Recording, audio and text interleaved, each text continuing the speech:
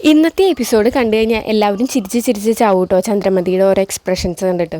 അങ്ങനെ വർഷയോട് വിളക്ക് കത്തിക്കാൻ പറയാണ്. അപ്പോൾ തീപ്പെട്ടി എടുത്ത് ഉരച്ചുകൊണ്ടേയിരിക്കും. പക്ഷേ ഉരച്ചാലും കത്തുന്നില്ല. അപ്പോൾ എല്ലാവർക്കും മനസ്സിലാവും കേട്ടോ, വർഷയ്ക്കൊരു തീപ്പെട്ടി പോലും കത്തിക്കാൻ അറിയില്ല എന്ന്. അപ്പോൾ എല്ലാവരും ഇങ്ങനെ നോക്കി നിന്ന് ചിരിക്കുന്നുണ്ട്. അപ്പോൾ വർഷയോട് ശ്രീകാന്ത് പറയും, ഇങ്ങോട്ട് തന്നെ ഞാൻ കത്തിക്കാമെന്ന് പറയും. വേണ്ട ശ്രീകാന്ത്, ഇന്ന് ഞാൻ ഈ വിളക്ക് കത്തിച്ചിരിക്കും. അതിന് വേണ്ടിയിട്ട് ഈ തീപ്പെട്ടിക്കൊള്ളി മുഴുവൻ തീർന്നാലും വേണ്ടില്ല എന്നിങ്ങനെ പറഞ്ഞിട്ട് ഇങ്ങനെ കത്തിച്ചുകൊണ്ടേയിരിക്കും കേട്ടോ.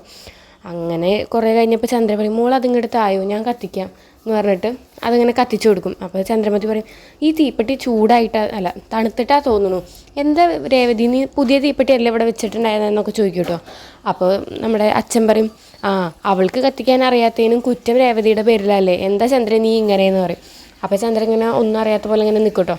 എന്നിട്ട് അത് കത്തിച്ചിട്ട് വർഷയുടെ കയ്യിൽ കൊടുക്കുകയാണ്. അങ്ങനെ വർഷ വിളക്കൊക്കെ കത്തിച്ച് കഴിയും.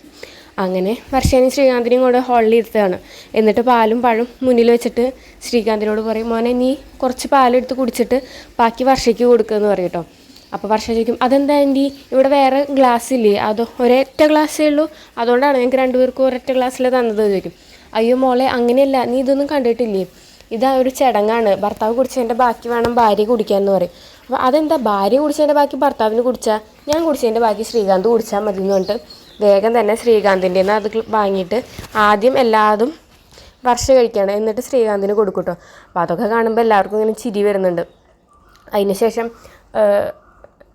ചന്ദ്രമതി, ഞാൻ ഈ വീടൊക്കെ ചുറ്റി കാണിച്ചു തരാം എന്ന് പറഞ്ഞിട്ട് വർഷേനായിട്ട് വീട് ചുറ്റി കാണിക്കാൻ പോകും. അപ്പോൾ ആദ്യം നമുക്ക് അടുക്കളയിലേക്ക് പോകാമെന്ന് പറയുമ്പോൾ, വേണ്ട ആൻറ്റി, അടുക്കള ഫുള്ള് ശ്രീകാന്തിൻ്റെ ഡിപ്പാർട്ട്മെൻറ്റാണ്, അതിനായിട്ട് എനിക്കൊരു ബന്ധമില്ല എന്ന് പറയും കേട്ടോ.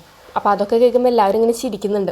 അതൊക്കെയാണ് ഇന്നത്തെ ഒരു എപ്പിസോഡിൽ. അപ്പോൾ നിങ്ങൾക്ക് എൻ്റെ വീഡിയോ ഇഷ്ടമാവുകയാണെങ്കിൽ ലൈക്ക് ചെയ്യുക, ഷെയർ ചെയ്യുക, സബ്സ്ക്രൈബ് ചെയ്യുക, സപ്പോർട്ട് ചെയ്യുക.